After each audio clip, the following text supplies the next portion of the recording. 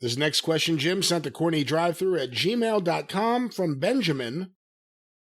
CM Punk has been talking and replying on Twitter and was one of my favorite wrestlers.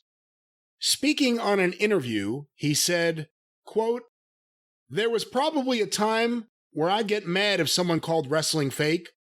Now I call it fake all the time." I would love to hear your comments about this and if you agree. Yes. There was not only probably a time where I would get mad. There was times I would get mad. There's times I've had to fucking fight with people.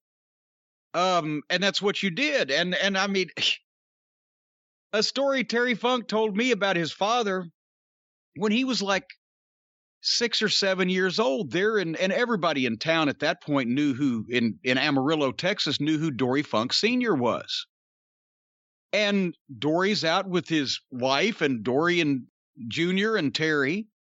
And Terry's like 6 or 7 years old. And he said, "I remember some guy came up and told my father wrestling was fake and he was fake. And my dad beat the shit out of that guy.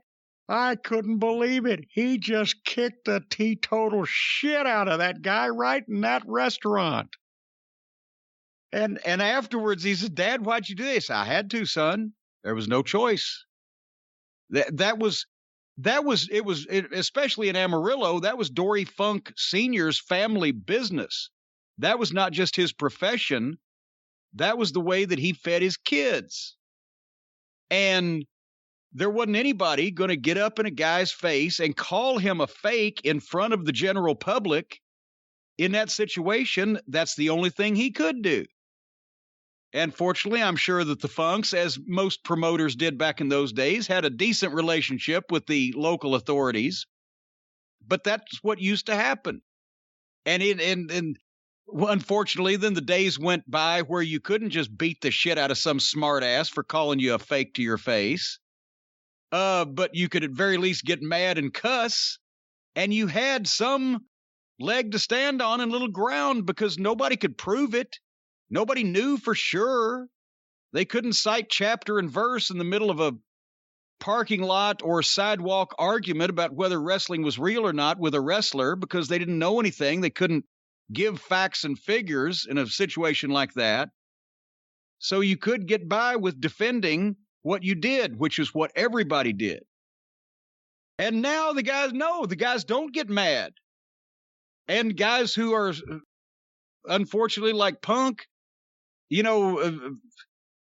they see this sorry state of affairs where it's a bunch of actors and actresses playing parts.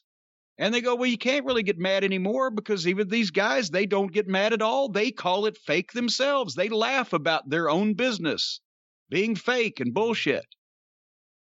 So I can get mad over that, but you can't get mad at the fans anymore. But it's a different fucking... Ask any motherfucker that Haku ever bit the nose off their face if it was worth telling him to his face that he was a fake and wrestling was bullshit. Those stories... See, here's the thing. This manner of handling things for quite a number of years worked, at least to the point where if you thought wrestling was fake, you weren't going to say it loud enough around the wrestlers. They quieted that talk down quite a bit. But the stories made the papers. Man tells wrestler he's fake, gets nose bitten off. You didn't see any stories in the newspaper. Man tells wrestler he's fake. Wrestler agrees. That's not news, even if it happened. But every time you'd see man tells wrestler he's a fake, ends up with his head up his own ass, whistling Dixie out his fucking colon. That did discourage some of that talk. It's just a different world, Brian. It's a different time now. I can't remember the last thing CM Punk said that I haven't agreed with. That's because he don't give a shit. He's like, you know what? We're the only two. We don't want to go back to the asylum. We didn't enjoy it the last time we were there. And we don't give a shit if we hurt people's feelings because we're telling the truth. They just can't handle it. Yeah, I mean, every time we get a question about CM Punk, something he said every few weeks, and every time I just think to myself, this guy's the smartest guy in the business. He speaks like he's 60 years old. He's an old soul at heart because he learned all these things, even though he came up in a generation full of jackoffs.